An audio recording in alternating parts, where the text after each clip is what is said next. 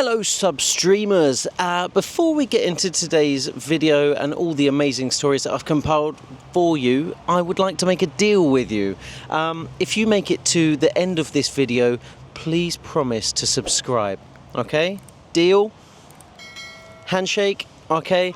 Pressure's on, let's go. First up, the CIA is upping its AI game in perhaps the most spy movie way possible by creating AI chatbots based on world leaders, in particular some of the more suspicious guys like Kim Jong-un, Vladimir Putin, that guy from the stands who always doing crazy stuff, and various other figures. So this isn't just some AI fun. They're not doing it for fun. They're doing it because they want to see how these world leaders might react in different political situations. And I think this is really smart. And I think this is actually the future of business. Now, hear me out. Why would you not, if you had like a high-stakes business deal coming up soon, why would you not try and create an AI chatbot of your counterpart, the person you're going to be doing business with? It might really help your cause to know how they might think, react, what kind of topics might please them or displease them. Now, the CIA's first chief technology officer is called Nand Mulchandani. He says the tech is designed to be opaque. And that's because of spies. Now, the other thing is, these AIs, they will have to be used and interacted with by the CIA as they try and find different routes towards, let's say, transactional outcomes. That may lead to them being bullied by AI chatbot versions of Putin or Kim Jong-un. I think that's brilliant. That's just a funny thing to imagine. A CIA agent sat there getting absolutely bullied by Putin, making him feel worthless. I don't know, that makes me laugh. Anyway, let's move on. Now, while AI is booming, in-store shopping is dooming. Dooming? Not really a word. It's doomed. Yes. Store closures are kind of at an all-time high. I hate to say it, but commerce is massively suffering. And I have some data here from the US. It says store closures in the US hit a record high in 2024. 7,325 stores shutting their doors. This year, it's expected to hit 15,000 stores. And that's not just like small, what Americans call mom and pop stores, or what we just call like local shops. It's big name stores like Party City, Macy's and Walgreens. I don't know any of them, but my American viewers, you probably do. They're leading the charge, while unfortunately, let's say Walmart and Costco are thriving. They're opening more stores. So what's actually happening here? It's a consolidation. Yes, big stores are able to consolidate their efforts and dominate the market, and that allows them to thrive and open new stores, while small shops who don't have as many services, they can't do as good sales, they don't have access to the same economies of scale, etc., etc.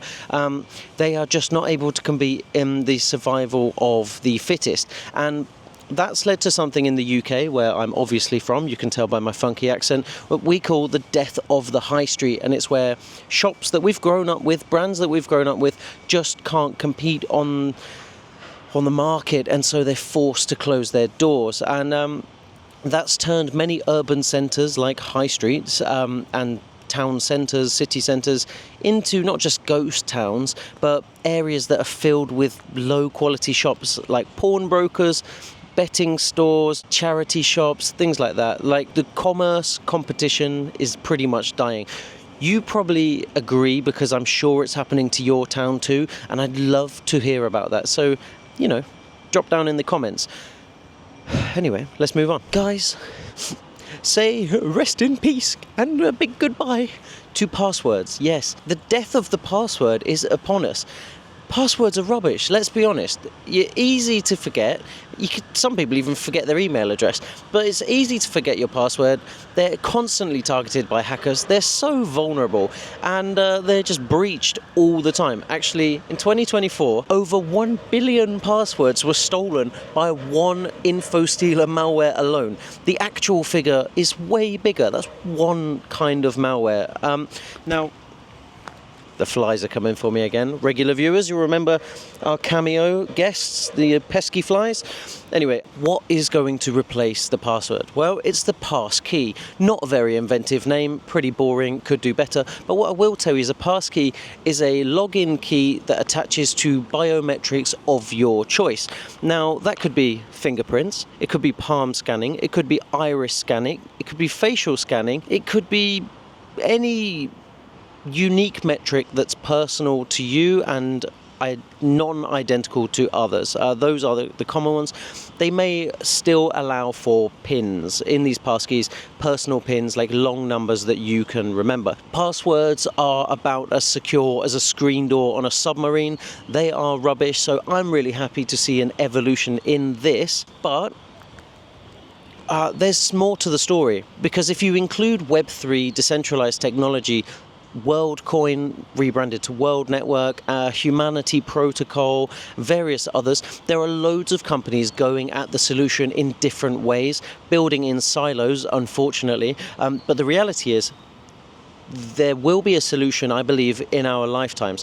Once one company has onboarded 1 billion users, the rest will naturally follow suit. It may not even take 1 billion to replace the password. Maybe 500 million people ditch the password. The others will all probably be forced to phase it out as a natural evolution of technology. If you'd like to read more about this topic, I've included the link to this full report down in the video description, along with all the other sources, as we do, because we're good journalists, of course. We try. And while you're down there, if I've already won the bet and you think our channel's worth subscribing to, you can click subscribe. But if not, keep going to the end of the video and, commit to our deal. Come on, let's move on to the next story. Gamers, you can rejoice, because PC gaming is hotter than ever. Yes, a new report shows that 80% of game developers are working on PC titles. That is the highest number ever recorded. Now, when I first read that, I didn't believe it. I thought, well, that's surely not, because you've got all the Nintendo consoles, you've got the Xbox, the PS5, mobile gaming, all of that stuff. But no, apparently 80% of game devs work on PC titles. Probably because it offers the most power to realize the ambitious games that they want to develop in terms of like graphics cards and GPU and stuff like that. But it is absolutely crazy. Now, Steam is at the center of this. If you don't know Steam, it's like a platform for streaming online games, I suppose you could see it as. It's a kind of game engine software for your computer where you can play all sorts of games. You can buy the titles through Steam and play them there instead of having to buy like a CD-ROM or floppy disk for every individual game. Now, I've included a chart. Let me just move to the side here so you can see the chart. That is Steam releases year on year. Now, what's also happening is that console gamers from Xbox, from PlayStation, they're actually moving over to PC, because those consoles, despite how expensive and brilliant they are, they're actually kind of quickly becoming outdated. So it's like a challenge to Sony and Microsoft to create new consoles before they become obsolete. Do you think all of this means that these consoles are becoming obsolete? I'm not sure if that's the right conclusion. But I would say it could mean that people are getting bored of their consoles, for sure, because if the demand is there for PC gaming, it's existing gamers coming, most likely. I think we should move on to the next story. Xbox for the win. I'm an Xbox guy. And finally, the final story. I'm going to go super quick because I want to get to the end of the video with you still watching, so that you're definitely going to agree to sign up and subscribe to the channel and help us to get to 500 subscribers, which we really need to do to unlock some new features. Anyway, I want to end on a sweeter note. And no, I'm not recording this at 2 times speed. I'm actually speaking really fast. A baby was born in Krispy Kreme parking lot in Alabama, and the donut chain is celebrating in the most Krispy Kreme sweet way possible. Now the baby's called Dallas, and the parents are getting free donuts for a year and the birthday party every year until he's 18, with, of course, lots of free donuts. And the first birthday party will be hosted by Krispy Kreme too. Now, what a sweet entrance into the world. Yes, absolutely, free donuts for 18 years. Yes, thank you very much, but I would be double the size because I'm an absolute gannet when it comes to donuts. Now, why did I have to go and be born somewhere really boring like a hospital? Okay, and onto the outro. Let's make this deal complete. Yes, guys, that's a wrap. Want to shake on it? Thank you very much. You made it to the end of the video, and that means you have to subscribe. I will come to your house, knock on your door, and double check, because if you made it to this part of the video, we are now best friends for life, and you're a subscriber to Substream News. You're part of the journey. Guys, we did it. We made it. Thank you so much. If you've got any thoughts on any of these stories, don't be shy. Your comments are really important, not just to me, but to all the other viewers. Extra insights, criticisms, you can tell me what a wally I am. I love to hear it. Reinforces some things. Guys, yeah, drop anything in the comments. We love to read them. We'll do our best to reply as soon as possible. For now, stay curious, stay informed, and grab a donut. Enjoy. Eat something sweet. My name's Joseph. This is Substream News. I'll see you in the next episode. Let's go.